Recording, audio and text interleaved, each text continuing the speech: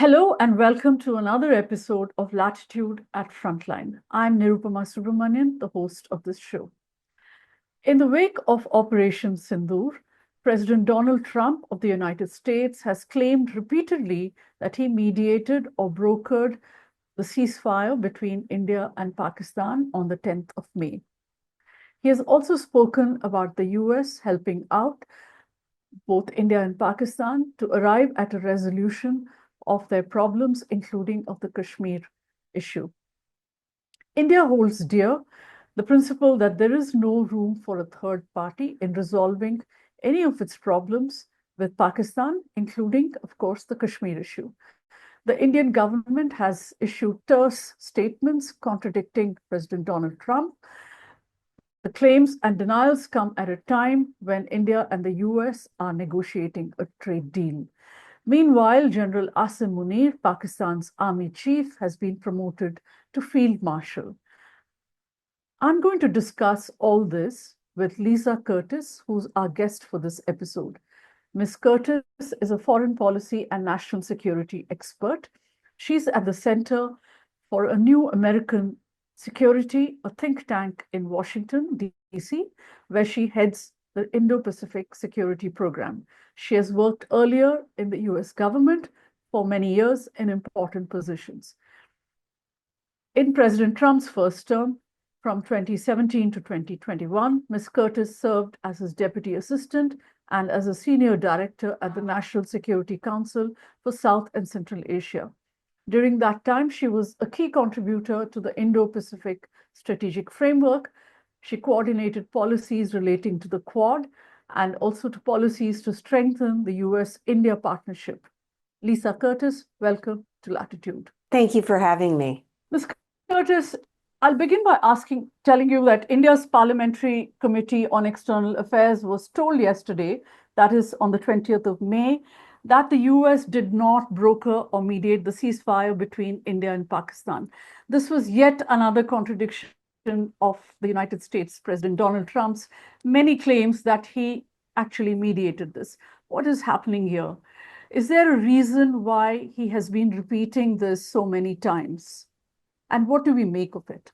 Well, it does seem that the US played a role in helping the two sides to come to a ceasefire agreement. We know that Vice President Vance talked to Prime Minister Modi the day before the ceasefire came into effect, and we know that the US had some involvement. This may be a case of wording, differences in wording. President Trump has been using the word mediating, brokering. These are terms that India does not like. It implies that there's some international role, for intervening in the Kashmir dispute. And of course, India's position has long held that there is no role for international mediation on the Kashmir dispute. But I want to make the distinction between US involvement in helping the two sides to back away from the brink of all-out war. This is important, and the US has played this role on many occasions.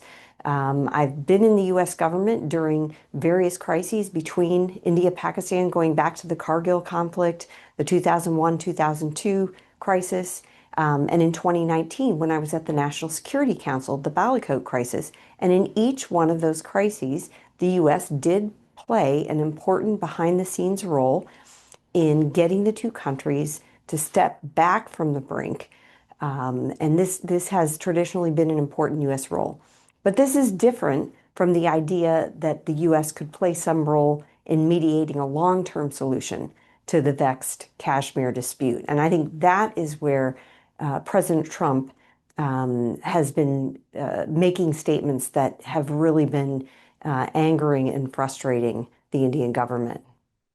Yeah, you're right. In Delhi, there's a sense of disappointment over what is being seen as a betrayal by the United States. There is a sense that the United States has equated India and Pakistan, and also by the suggestion that President Trump's suggestion that the two sides should work together to resolve their differences, should talk to each other. And there's anger also that the US has failed to recognize that Pakistan's that Pakistan has used terrorism once again to achieve its strategic objectives against India, and that the US is pandering, in fact, to Pakistan's craving for international attention to the Kashmir issue. From your vantage point in Washington, has all this, or is all this going to affect the larger India-US relationship? What is at stake here for the two countries, for the US and India? Well, I agree. It is troubling that President Trump has not talked more about what provoked this military conflict between India and Pakistan, which is the April 22nd terrorist attack by a group that looks like it was an offshoot of the Lashkar-e-Taiba, Pakistan-based U.S. designated terrorist group. And unfortunately, President Trump hasn't been mentioning that attack, that horrific attack, in his remarks. Now, Secretary of State Rubio had mentioned, in the last couple of weeks, he had talked about the terrorism issue, and he had called on Pakistan to crack down on terrorists on its side of the territory. So I think, if we look at Secretary of State Rubio's involvement during that period where India and Pakistan were exchanging barrages of missiles and drone strikes, if we look at the State Department statements that were coming out about his phone calls with both Indian and Pakistani officials, they're quite good. And I think they send the right message. But I think where things started going wrong was with President Trump's tweets on May 10th, both, taking credit for what he said, brokering a ceasefire. And then he went even further in one of his tweets on May 10th, where he said, and I'm going to get involved in, helping to resolve the Kashmir dispute, which he said had been going on 1,000 years, of course, clearly, massively exaggerating, but still his intent seemed clear that he was going to try to intervene or insert himself.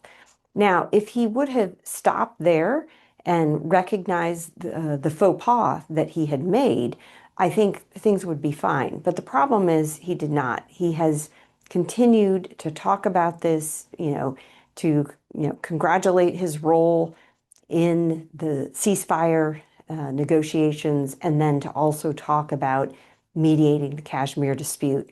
And he's been equating India and Pakistan on equal terms without mentioning Pakistan's support for terrorism and the horrific terrorist attack. So I think this is straining U.S.-India ties. And it may not show up immediately, but I think, we will see an impact in certain ways on the U.S.-India relationship. How exactly do you see this impacting US-India relations? In what ways could it impact US-India relations? They are negotiating a trade deal right now. Could it impact that, or will it have its impact elsewhere? I think the impact will be elsewhere when we're talking about security and strategic relations, because I think Prime Minister Modi understands how important reaching a trade deal with President Trump is. And they've already started these negotiations. The negotiations are progressing, reportedly doing pretty well. They already have a timeline for when they want to complete the negotiations. So I think the trade negotiations will continue on their own track. But I think what we may see is more hesitance on India's part when it comes to the strategic and security relationship.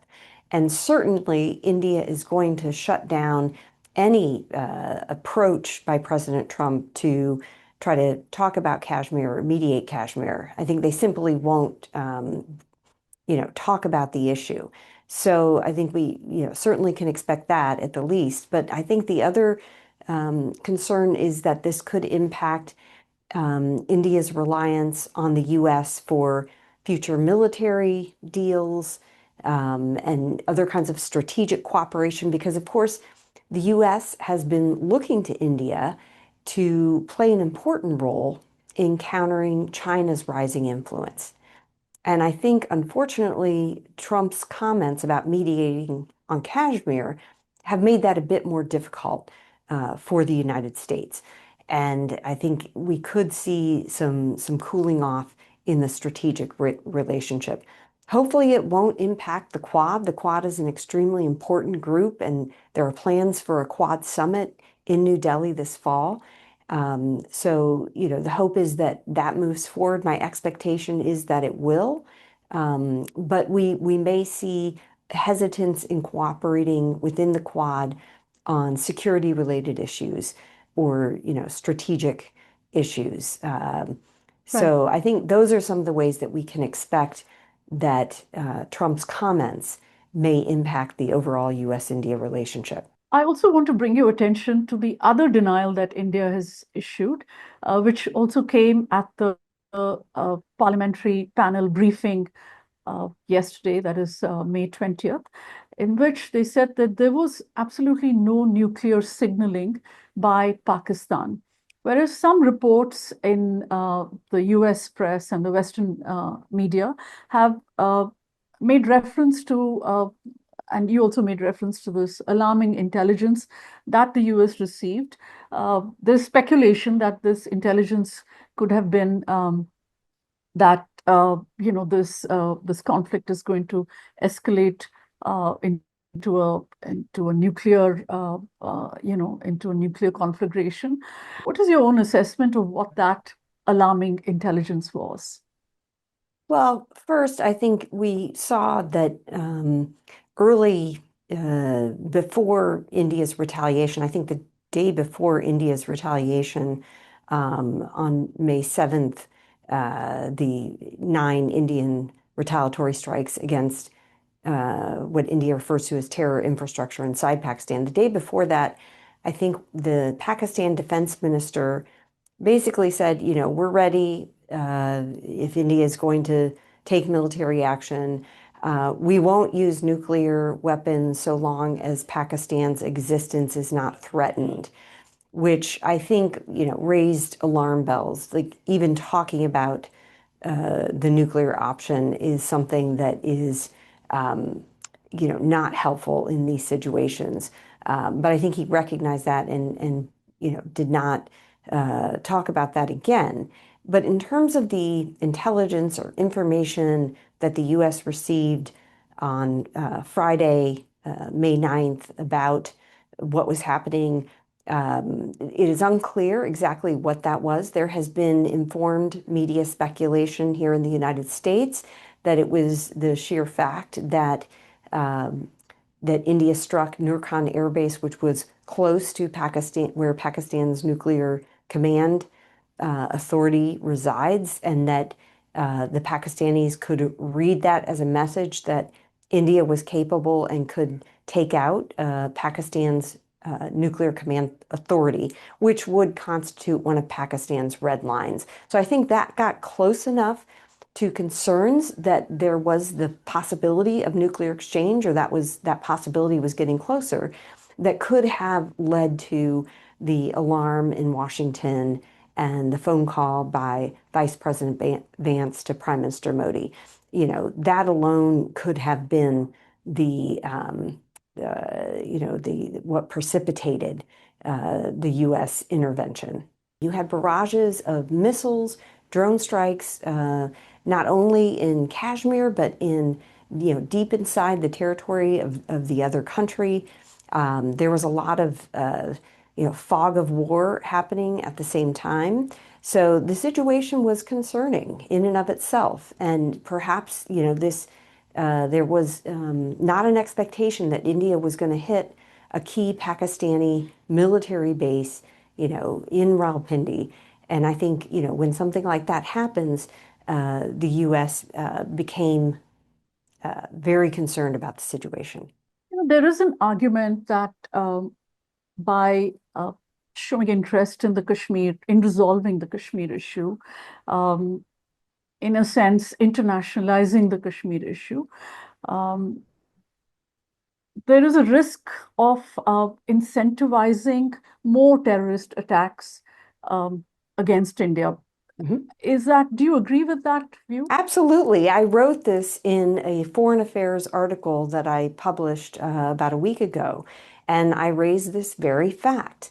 that, not only does raising the prospect of international mediation on Kashmir irritate India, it also can provoke more violence in India and India-administered Kashmir because it gives sort of false hope to Pakistan and the terrorist groups it supports that somehow things could start moving in their favor when it comes to the Kashmir dispute. So I think, by the U.S. even hinting that it's going to try to get involved and putting a spotlight on that, in a way, it rewards, the terrorist attack that happened, but it also could lead to more violence. And because, it's like Pavlovian, if the terrorists get a reward from their activity, they're going to do more of it. So I think it's really crucial that the U.S. not talk about mediating Kashmir, really ever, but especially right after you've had this massive terrorist attack and conflict between India and Pakistan. I think it's extremely unhelpful. And this isn't the first time that President Trump has raised the idea of mediation of Kashmir. Unfortunately, in 2019, when former Pakistani Prime Minister Imran Khan was visiting, and they were meeting at the White House, during the press conference, President Trump said that Prime Minister Modi had asked him to mediate on Kashmir, which of course was not true. But that was, not helpful for the situation. And, a couple weeks later is when India revoked Kashmir's autonomous status. And, I don't know whether it was directly related to President Trump's mediation comment, but I think it could have been. I think the Indian government could have partly been motivated to send a strong signal that, Kashmir, Indian Kashmir is an integral part of India, and there's no role for any outside involvement. Of course, the BJP platform had long called for the revocation of Article 370, but the timing could have very well been related to President Trump's mediation comment. You said earlier that the India-US strategic and security ties could be impacted by President Trump's claims and his offer to help India and Pakistan mediate the Kashmir, to help India and Pakistan resolve the Kashmir issue. But it's not just the US, isn't it? India was virtually isolated during its military retaliation against Pakistan for the terrorist attack at Pahalgam. None of the world powers supported that decision, though everyone did express solidarity with India when it happened. India was a little taken aback by the absence of support. Were you surprised? Yes, I think that's true. But I think, for India to expect it would get sort of proactive support for its retaliation, military retaliation against Pakistan, when the world fully knew that it could lead to broader conflict, I think that is a little bit too much for India to expect. I think the most that India can expect that there's no criticism of its military retaliation. So I think that, the international community was not criticizing India for its retaliation. And then also the fact that it quickly went from a focus on India's military retaliation to actual conflict between the two countries, as you recall, because very quickly thereafter, the missiles and drone strikes started flying back and forth. So I think there wasn't really even enough time to think about or comment on what India had done, because it so quickly evolved into a very dangerous conflict between the two countries. And then the focus became, how can we stop this conflict from escalating any further? But your question about can the U.S. Or can India rely on the U.S.? Well, of course, I think absolutely. I think let's not forget the first Trump administration, how much was invested in the U.S.-India relationship The U.S. Supported India during its conflict with China, the crisis, the Gawan border crisis. The Quad really took off during the first Trump administration. And then fast forward to the beginning of the second Trump administration. Modi was one of the first foreign visitors to the White House. They had a great meeting. They talked about increasing their military relationship, continuing the strong technology cooperation, reaching a trade deal, increasing trade. So things, have been going very well.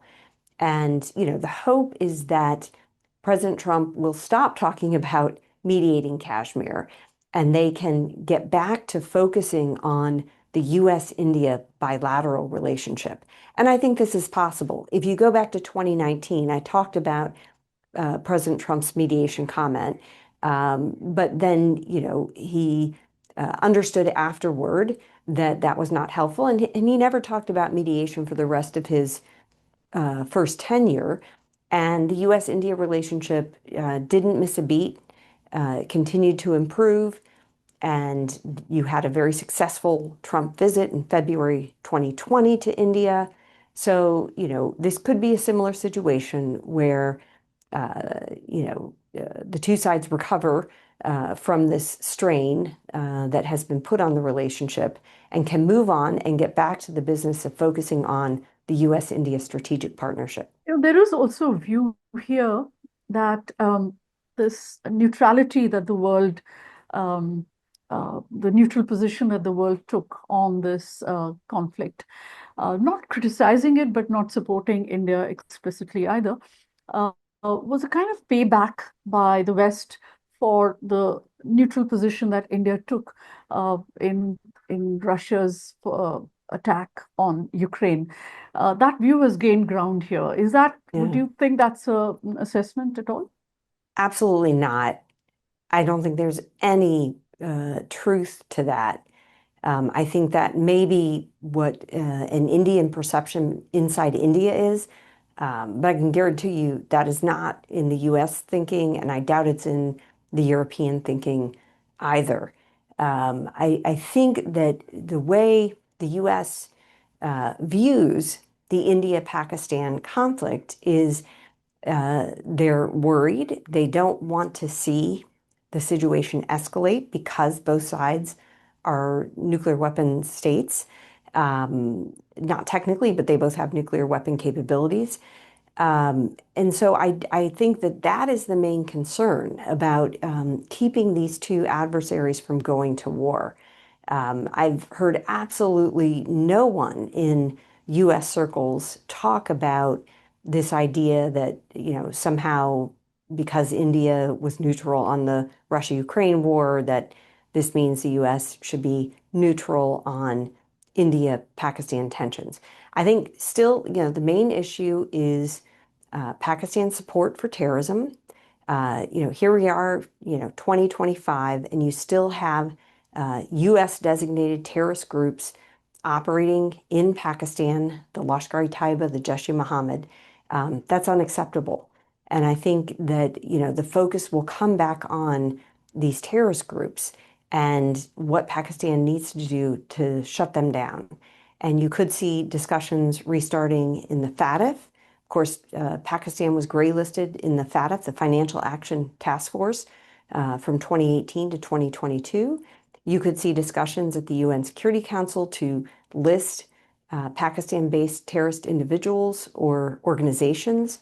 So I think there will be more conversation on Pakistani support to terrorism and how the world deals with that. But also there is an interest in ensuring that the two countries don't go to an all-out war. And there probably eventually will be people encouraging the two sides to have bilateral dialogue. I realize right now that is not even a question for India. India is not in the mood to make any concession at all to Pakistan, rightly so. So I think, but in the future, that is likely to be more of a focus. I think right now, tempers need to cool. The two sides need to, focus on keeping that ceasefire in place. And that needs to be the focus right now. So in this context, let me talk about Pakistan a bit, which is that General Asim Munir is now the Field Marshal. Obviously, there is a sense of victory in Pakistan that they have come out well from this conflict with India, and the celebrations and his promotion shows that the government of Shahbaz Sharif and he are really on the same page. And so how is all that going to have an impact on the ceasefire itself and on the possibility that there might be another attack? I know we spoke about how the international attention may actually end up international attention on Kashmir ends up emboldening terrorist groups in Pakistan to launch another attack. But how does all this that is going on internally in Pakistan, how does that affect the conflict from here on and any chances for a dialogue? Well, I think that is a danger because, this is quite extraordinary that the Chief of Army Staff has been promoted to Field Marshal. This is something we haven't seen in Pakistan for many, many years. And, we did see, President Musharraf, he was the authoritarian leader of the country for many years. And Pakistan's never had a stable, strong democracy. We all know that. But you at least had periods in Pakistan where the political parties and the civilian leadership, had more of a power balance with the military. The military has always been, the power behind the scenes, calling most of the shots, particularly when it comes to India-Pakistan relations, when it comes to obviously the nuclear weapons program. But now we're in a situation where the civilian leadership seems very comfortable allowing the military to take the helm. And you have this sort of unholy alliance now between the military and the PMLN and the PPP. And they're in agreement to keep Imran Khan and his PTI, which is very popular in Pakistan, out of the mix. And I think this is not good for democracy in Pakistan. It's not good for the future of the country. It's going to stifle not only democracy, but probably economic development in the country.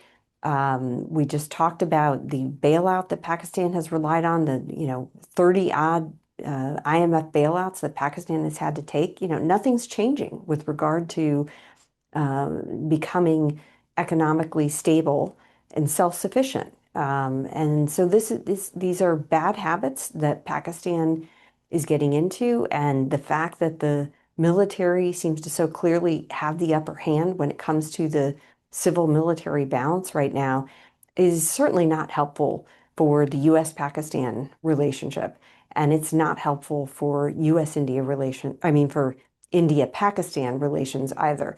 So this is a worrisome situation. If you go back to the 1999 Kargil conflict, where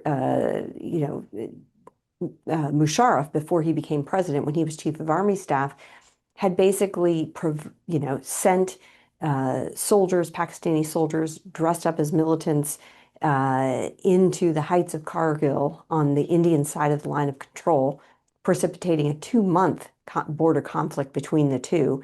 But then he was eventually had to pull back forces, and the Pakistanis needed a face-saving way out of that crisis. And it really didn't, benefit the military, and they didn't come out looking good from that conflict. However, it seems this time around that Asim Munir's reputation has been bolstered by the way Pakistan handled the conflict. And so this is something new and unexpected, and I don't think it's going to be helpful to regional stability. Right. And in what way would it impact the US-Pakistan relationship? Because there seems to be another impression that has gained ground in India. There are reports in the press and in the Indian press that Pakistan has bought influence with President Trump. Uh, President Trump is known to be the big deal maker, and everything is the art of the deal. And there are reports that the Pakistan government has struck a deal with his crypto, with President Trump's family-owned crypto company. Uh, so is that something that you think is plausible, that they bought influence with President Trump, and now, I mean, this is now a great relationship because of that? Well, I think that would be extremely troubling if true. And, I think, look, Pakistan is nuclear armed nation. There, are many terrorist groups operating in that country, very dangerous things happening. This is the country where the Taliban found haven for 20 years while the U.S. tried to carry out its mission in Afghanistan. So I think it's important to deal with Pakistan where it is and to not have any illusions about the dangers that can come from that country and that can end up impacting U.S. national security. And so it would be very troubling to think that a country with the kind of dangers that emanate there, the nuclear weapons, the terrorist groups, the conflict with India-Pakistan that just happened, these are grave issues of grave importance to U.S. national security and the security and stability of the region. So it would be extremely troubling if it were true that somehow the Trump administration was running its policy toward Pakistan based on an economic deal, if it were true. Right. There was some expectation among the supporters of Imran Khan that President Trump would probably put pressure on Pakistan for his release and for his return to politics. Is that going to happen, you think? Well, I seriously doubt it. If Asim Munir just made himself Field Marshal, that doesn't bode well for democracy or for, Imran Khan being able to freely participate in the democratic process because he is very popular. Um, it's possible that, they make a deal or, if Imran Khan, is desperate to be released from jail, that they make some kind of deal. But I think that, from the military's perspective, I doubt they're feeling much pressure right now because, in fact, the conflict between India and Pakistan seems to have bolstered Asim Munir's reputation and position. So he probably doesn't feel that pressure to deal with Imran Khan or bring him back into the political process. I just want to bring you back to what Prime Minister Modi said about the ceasefire. His description of the ceasefire as a pause and that Operation Sindoor has not ended. How are you reading the statement? Well, I think what Prime Minister Modi is doing is leaving the option for India to be able to respond militarily if Pakistan violates the ceasefire. I don't read it as India has any more plans to take aggressive military action on its own volition. But I think he wants to make clear that if Pakistan does something that is provocative and constitutes a violation in India's eyes of the ceasefire agreement, then India has the right to respond. So I think he's leaving space, and I think it reflects his doubt about Pakistani intentions. I think that there's a complete lack of trust or confidence in Pakistan and its willingness and ability to maintain the ceasefire. I think that's how I read Prime Minister Modi's comments, that this is a pause rather than, a full-fledged ceasefire. He has also said that the way India responded to the terrorist attack is the new normal. And that which could mean that if there is another terrorist attack, the same kind of conflict could follow, except that it would start at a higher level of escalation. Does that worry observers in the US? Absolutely. I think observers in the US are very worried that this is not over, that, we have a pause. We are certainly in a better place than we were on, May 9th. But the concern is that, yes, there could be another terrorist attack. There could be serious violations of the ceasefire that's in place, and that things could escalate further. It's like a tinderbox now that we're sitting on because you just had this major conflict. India is angry about some of the US statements. Pakistan is feeling bolstered. Asim Munir, as we just talked about, is feeling bolstered from this conflict. So we're at a dangerous place right now. And I think, it would behoove the US to quietly,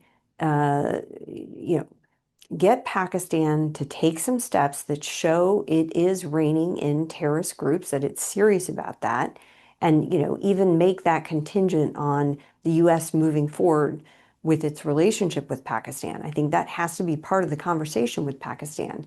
And then with India, I think the US should get back to focusing on the strategic partnership, the bilateral relationship, stop talking about mediating Kashmir, but, let India deal with its Pakistan challenge and focus more on the US-India strategic partnership and pick up sort of where that had been left off before April 22nd. Thank you so much, Lisa Curtis. That was a very interesting conversation with many insights from you. It was a pleasure talking to you. Thank you.